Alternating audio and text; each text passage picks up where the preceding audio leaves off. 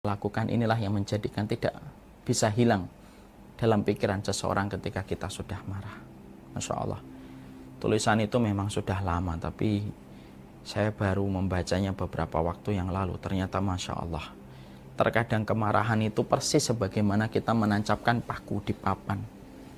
Lega, tapi setelah kita cabut, paku itu meninggalkan lubang yang tidak bisa kembali kepada posisi awal.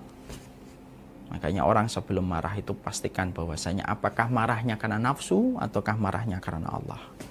Kalau marahnya karena Allah, karena agama Allah, maka itu kewajiban. Tapi marahnya kalau nafsu, maka itu bukan sifat orang yang hayyin. Hari ini orang begitu gampang untuk marah.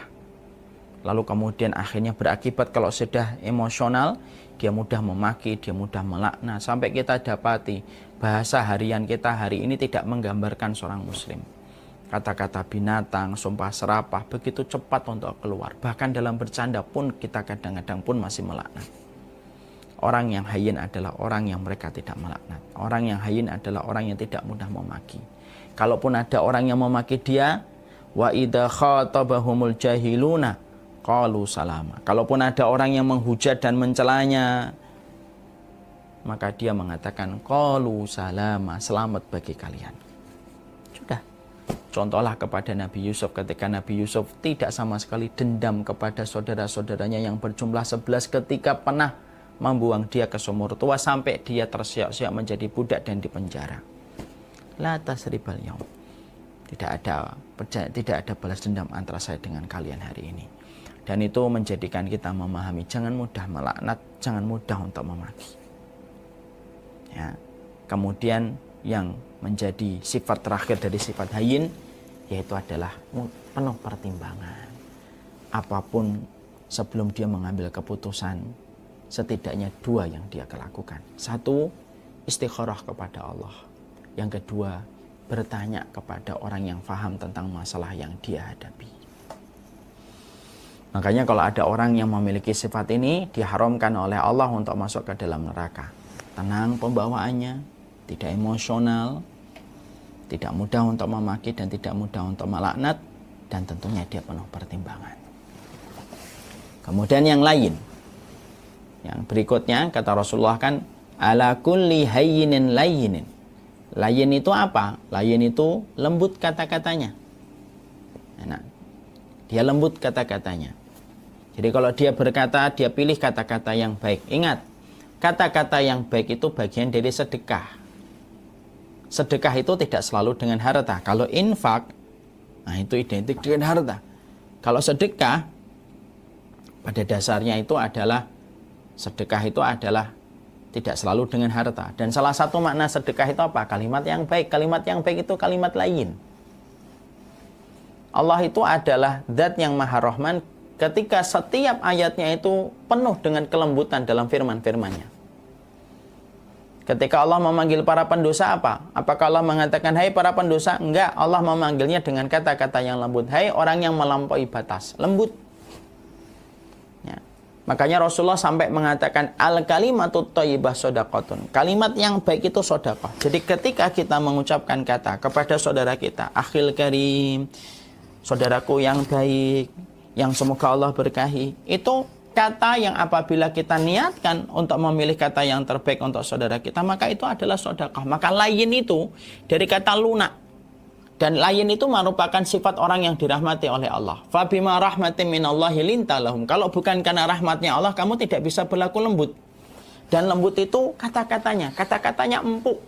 Dia tidak memilih kata-kata untuk menyudutkan orang lain. Dia tidak memilih kata-kata untuk menjatuhkan orang lain. Dia tidak memilih kata-kata yang mendiskreditkan orang lain.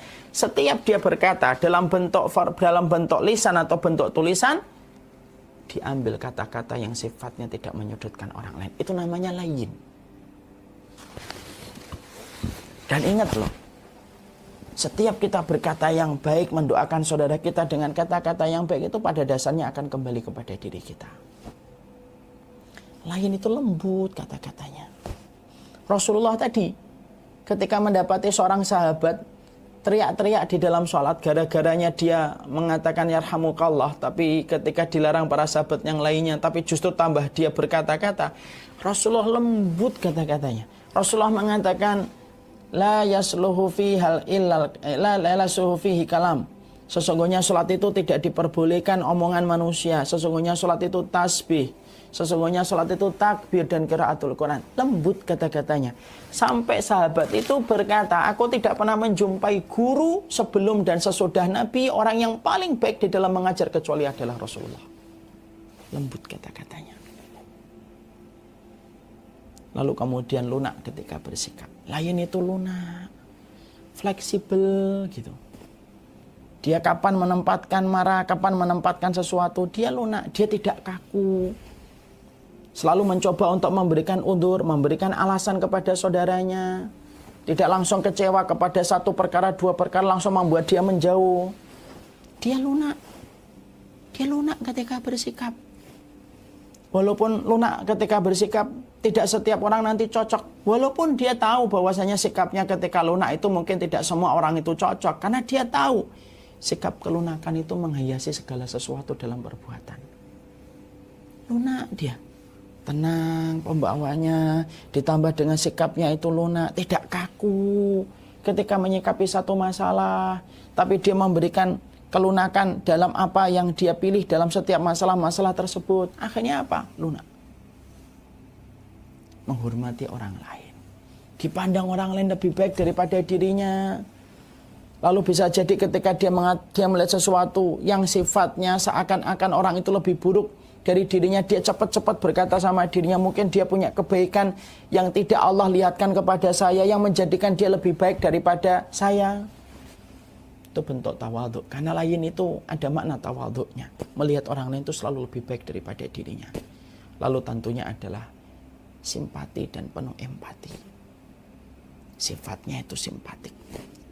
Sehingga kemudian akhirnya itulah yang menjadikan orang memiliki sifat lain. Kemudian yang berikutnya, qarib. Kata Rasulullah, yang terhalang dan terharamkan dari api neraka, murah senyum. Senyum itu bahasa universal hati dan kalbu. Makanya Rasulullah itu hari terakhir ketika meninggal dunia, beliau tersenyum. Kita kalau melihat orang senyum itu tenang. Saya ketika menjumpai bapak dalam sakitnya, senyum aja itu sudah Masya Allah gitu.